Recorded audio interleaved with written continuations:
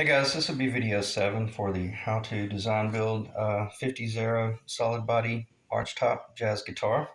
And it'll be a continuation of video 6 where I mistakenly cut myself off when I was going to search for the information about the catalog, the company I buy my T88 epoxy from. The company is called Aircraft Spruce and Specialty Company, and I'll just show this to you briefly. This book is basically the manual by which you would be able to build your own home-built aircraft, and not just a little ultralight. This is the manual by which you would build an incredible aircraft, and I like it primarily for the reason I do love doing that type of stuff. But I can come in here and I can read all about chemicals, tolerances, safety hazards, you name it, and I can also get some good ideas about tools. But nonetheless, I get my T88 epoxy from those guys, and this is your T88, and we'll cover that some in the future. But nonetheless, I bring that up only to introduce the fact that that's not what I'll be using to build this neck, but I'll be using the tight bond, and which is traditionally used to build guitars, and I mean just the whole guitar. I don't know of anybody that's using the epoxy to build guitars, but if I'm working in an area where I have some questionable things going on that I might have concern about my clamping force, then I would rather use the epoxy, because the epoxy will fill in any voids. If there were voids that might be critical, then the epoxy will fill that in dry just as hard. Whereas if it got filled in with a bunch of tight bond, as a lot of people already know, they probably know I'm about to say, it'll end up becoming a rubber gasket. And we don't want rubber gaskets when we're transmitting tone from one board to the next, to the next, or in any direction. So I say all that to introduce the fact that I went ahead and spent a little bit more time after the video cut off, cleaning up, well, obviously roughing that out and surfacing it. But for the most part, I didn't get to talk about this little fillet here, of which I did some math a little while ago. A full 1/4 of an inch is going to be cut off of that bottom. So basically, let me see if I can find a 1/4. Pretty much that right there. That's going to be the only thing that's going to be left. Does it affect tone or structure or anything? Zero. Could have left it out completely, and it probably would not have had any bearing on tone at all, nor structure. So, but we don't do stuff like that. Let's fill it in, and if there was going to be a gap somewhere, well, let the gap be down there, because it's going to get cut off a 1/4 of an inch. But it's nice and clean. Stayed very close to S4S, but it was not perfect. I did have to clean it up a little bit, and not just that one, but the other one as well. Turned out very nice, and you can see the grains. Very cool how it came together. But this is where it got really interesting. Per the last video, let me see if I can get this out of the way. Maybe the green background will kind of help highlight it a little bit. But I cut it right to the corner. Is it in the video? Should be in the video, right in that area. Took my Forstner bit, drilled a small hole right there, because I didn't want to be trying to turn that curve with my little handheld jigsaw, because this stuff chips very easily. And the last thing I would want is to have major tear out in an area that I want that I'm creating a visually beautiful line. If you got tear out, it's just like I had mentioned up here on the sides or at the headstock. Well, there's nothing. If you've got tear out, then that tear out will reveal itself. So it was very important that I drilled that hole, made a nice transition from one pass to the flat pass right there, and then I cleaned that up on the table saw.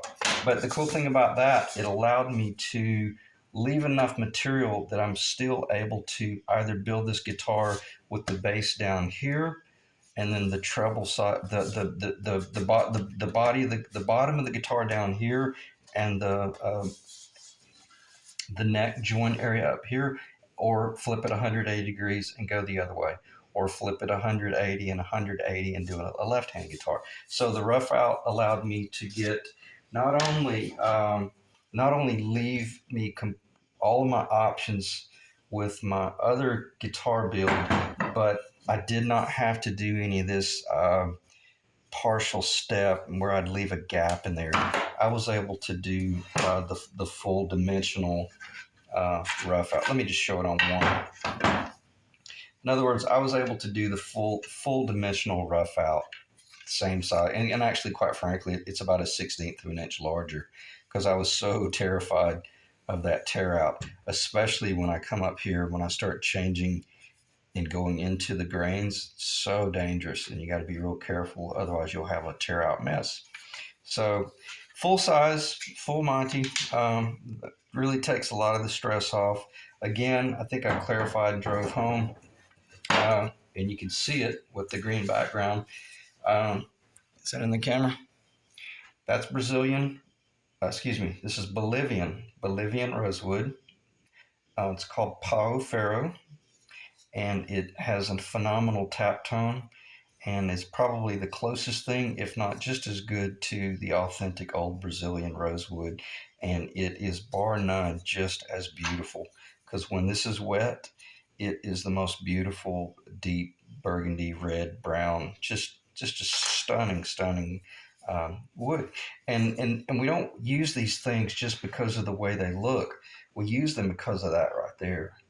It makes our job so much easier, and it guarantees that 120 years from now, this guitar can still be a well tuned instrument and not be doing any crazy twisting or not creating any melodramatic what ifs. But we use these woods because, it's like I said earlier, it's like God created certain woods for certain things. And if anything, when he was preparing to build his first guitar, his eyes were set on Bolivian rosewood or Brazilian rosewood. And I know for a fact he's got a classical guitar made out of Honduran mahogany, or maybe a big jazz guitar. So anyway, maple, Honduran mahogany, rosewood. That's why the music industry uses those woods, is because of that right there.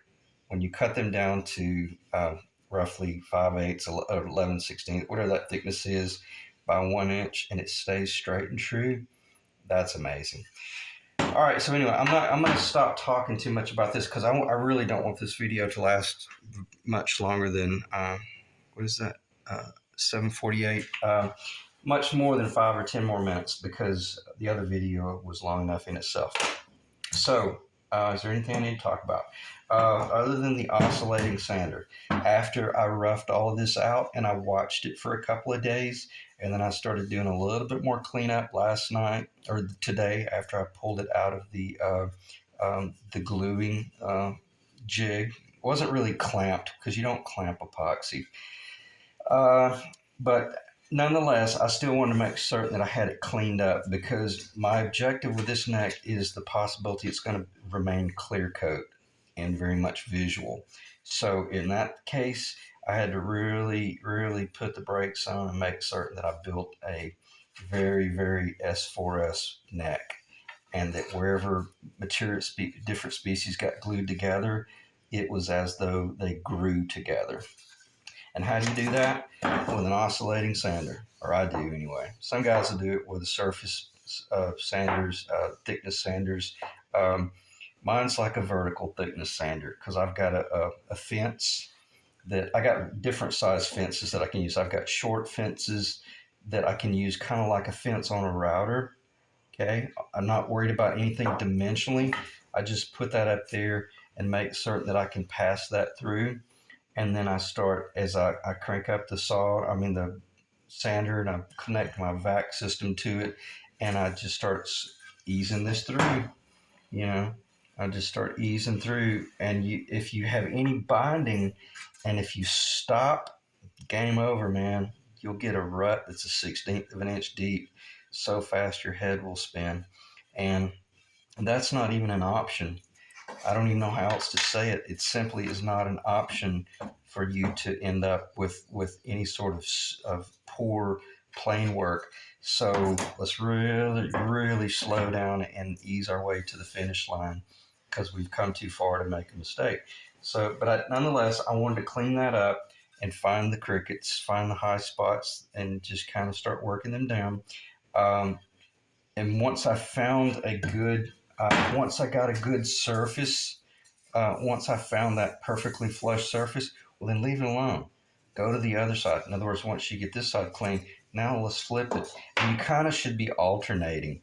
Now, one pass here, one pass there, and you'll hear the little bit of binding where it's a little bit thicker.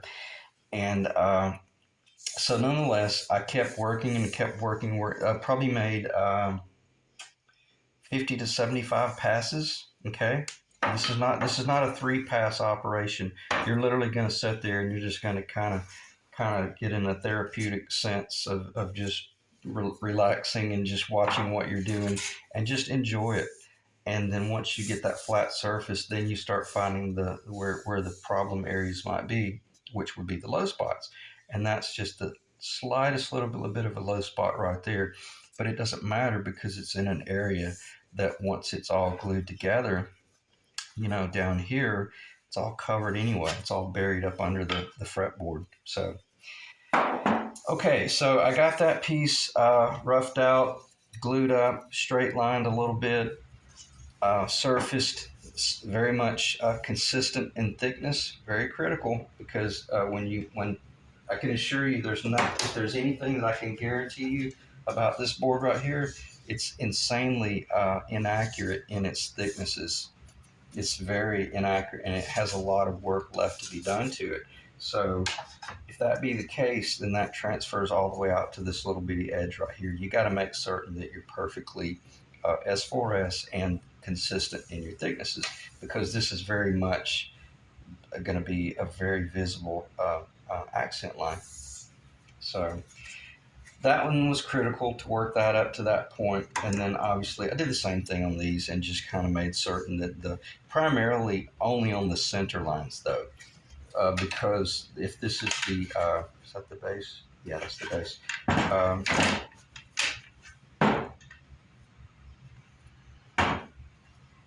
What was I talking about? Oh, wow, I lost my train of thought. I completely blanked out. I was talking about. Oh, wow, that's funny. Well, what was I talking about? I was talking about thicknesses. I'm sorry, that's weird. I would rewind the video, but I can't because it's live to me. Anyway, well, maybe it'll come to me. I know I was going. Oh, okay, my bad. I do remember. Thank God. I'm not. Well, I better finish before I forget it again. The only thing that's important is the interior lines. Okay, those 1, 2, 3, 4 surfaces. Surface 1, surface 2, surface 3, and surface 4. Those are the ones that really only matter. Why? Because every bit of this is getting cut off on that trapezoidal path. The whole neck, 70% of that neck will be cut off. And I'm so glad I thought of that because that would have driven me crazy knowing that what was my target. Because when I started running these two boards through here, I was primarily only concerned with that surface and that surface. And I'm continually making these marks, on these interior surfaces so that when I lay this up, when I'm running this one and I lay this one over to the side or I pick the other one up, I don't start getting off. And I'm continually monitoring those two surfaces right here and then the two surfaces on that piece. And for the most part, there's really nothing else to talk about because all that needs to be done now is it just needs to be glued up. One thing, I will talk about the ears briefly in just a moment. But once you start getting to the point where you realize, yeah, I'm getting very close to glue up, then you need to start, don't forget, we're always working from the 16th fret location. Don't ever just start working from, well, let's just get these flushed up. That's irrelevant. That will be determinant up on where these lines meet.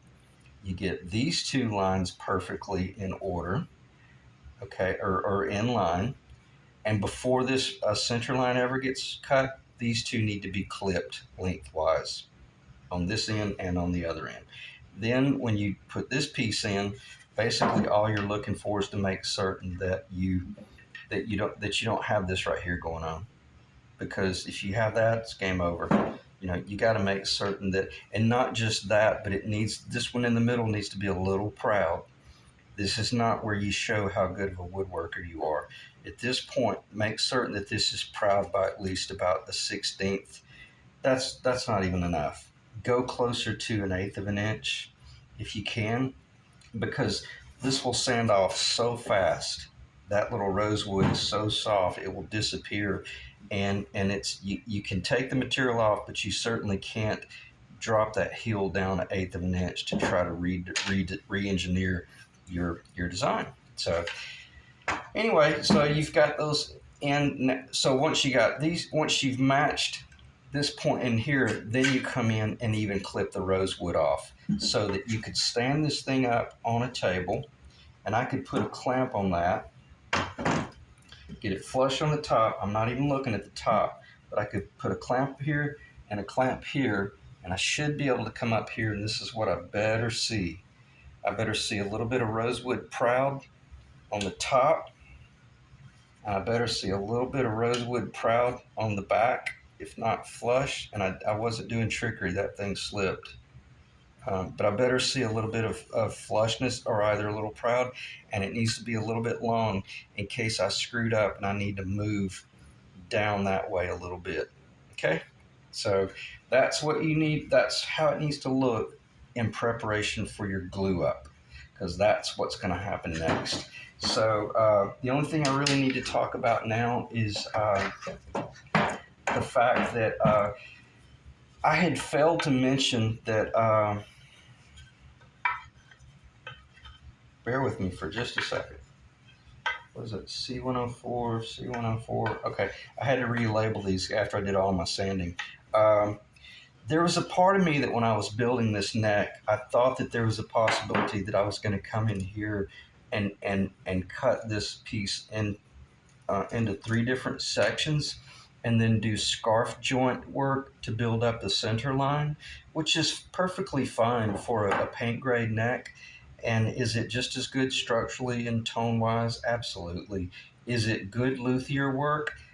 We won't call it good, but it's definitely acceptable, because it's the same species, it's the same this, it's the same that, it's the same glue.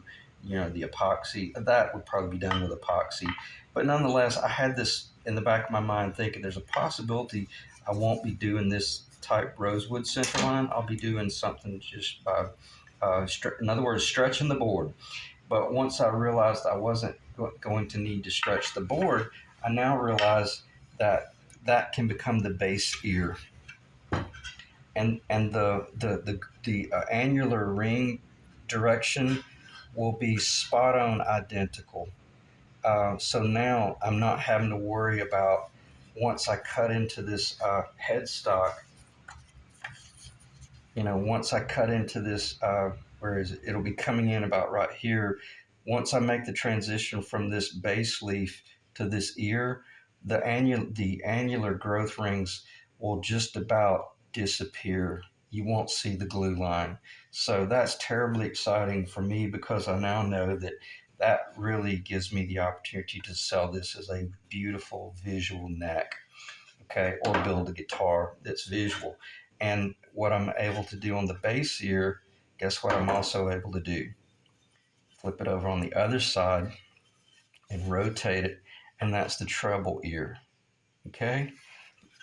And then, I don't know if you can see it on the camera, it doesn't really matter, but I can see it because these annular rings here are very much rift sewn. Well, then they continue rift sewn into the ear. And to me, that's when you're doing master level work. Is this like a master grade guitar neck? I wouldn't call it that at all.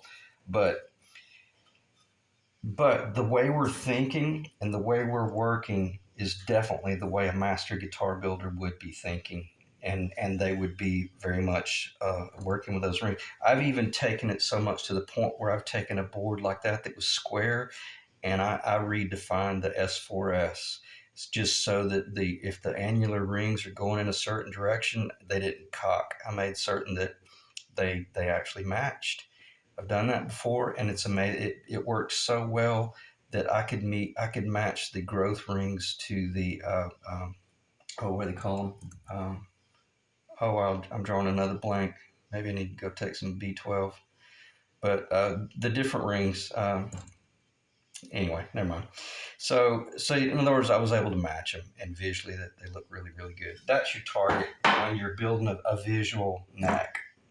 And that's what's so awesome about building the custom. Everything's paint grade. That's not an excuse to do shoddy work, but uh, I guess what I'm saying is, it's if you're building your first guitar, make sure you build a custom because they're being paint grade. They're easier to keep under control, and it's not if you screw up, but when you screw up on your first one, two, three, fourth guitar, you'll be able to epoxy fill it, repair it, and all that jazz, and be in good shape. So I'm going to end the video right there, and as I always say, thanks for staying in the ring. And I don't know when there will be another video because I will be doing this glue up and letting it set and dry and all that jazz, and then we'll proceed as the parts come in, and then we'll transition into building the body and all that jazz. So we'll keep it going. And again, thanks for staying in the ring.